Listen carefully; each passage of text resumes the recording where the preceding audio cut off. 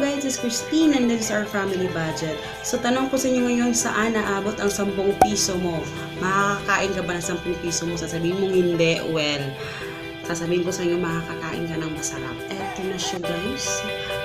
Eto, pakita ko sa inyo kung paano ko niluto itong hotcake Pinoy style. Oh no! No, no!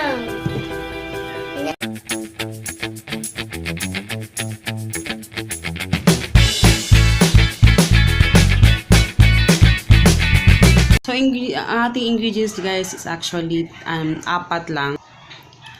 So, meron tayong flour. Third class flour yung aking ginamit. Pinakamura na yan. So, 1 cup na flour.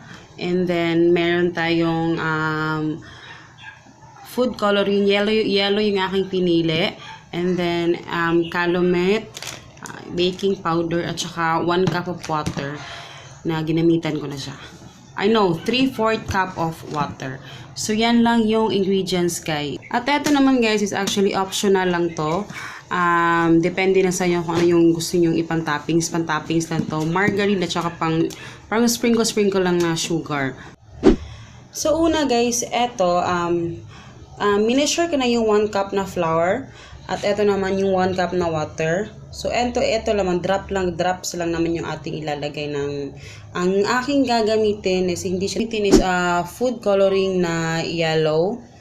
So, pwede din orange, pero yellow yung aking gustong ikulay. And, pwede din namang wala, pero masyado siyang pale kung wala siyang color. So, ito aking guys, kung kami nagluluto ng hotcake, hindi ko talaga siya bine-measure. Tinatansya ko na lang. Pero ito, binibigyan ko rin kayo ng mga measurement just in case kung talagang nahihirapan kayong magtansya. So, tingnan natin kung ilang water yung malalagay ko dito. Pero 1 cup lang yung mineasure ko dito sa ating water. So, eto, maglagay tayo ng konting drops. Depende sa inyo kung gaano ka-strong na color yung gusto nyong ma-achieve. Pero, eto, tansyahin lang natin. Ay, Lord, ang dami. Okay, masyadong nadamihan ko yung food coloring. Sorry. So, ayan, ilagay na natin yung water. Ang gusto nating ma-achieve na texture nito, guys, is actually dapat unti-untiin mo lang yung water. Kasi, kailangan hindi siya masyadong malapot at hindi rin siya ganon kalabnaw. So, ayan. Konti-kontiin nyo lang. Mimix ko lang to.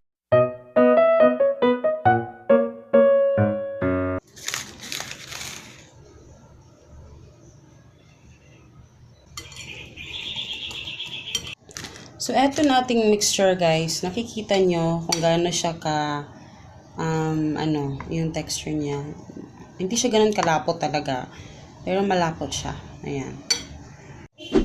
So, sa 1 cup, guys, siguro ang water niya nasa mga 3/4. So, okay lang naman to eh. Kahit madamihan mo or maanuhan mo yung water. Kasi, pwede ka naman magdagdag ng flour kung talagang gusto mo yung medyo malapot. Kasi yung lapot niya, guys, gusto mo talaga yung manipis talaga kung pang negosyo yung gusto mo.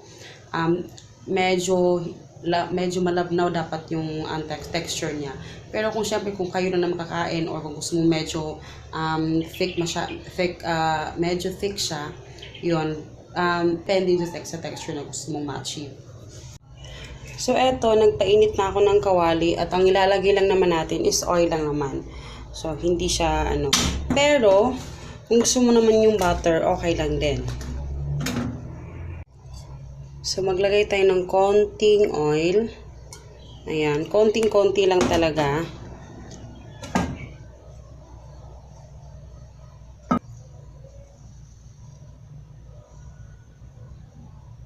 Ayan guys, sasalang ko na yung isa. And then, ganyan yung magiging itsura niya.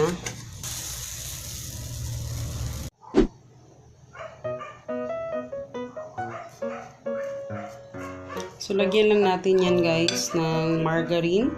Ko lang ng sugar. Konting-konti lang. Depende kung gusto nyo magka-diabetes. Damihan nyo. Ayan.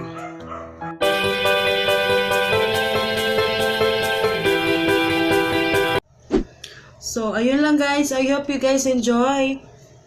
At sobrang sarap ng hotcake na to. I highly recommend kung nagtitipid ka, walang budget. Ang dami na makakain. So, yun. Sobrang daling gawin. Sobrang mura. So, i-try nyo na at mag-comment kayo sa baba kung ano yung verdict nyo sa pagluto ninyo sa hotcake na to na Pinoy style. Ito, kagaya ng hotcake na medyo maraming ingredients, ito talaga sobrang konti lang. Kaya alam kong affordable talaga siya. So, see you in my next video, guys! Babush! Bye-bye. Yummy. Prob! Yummy?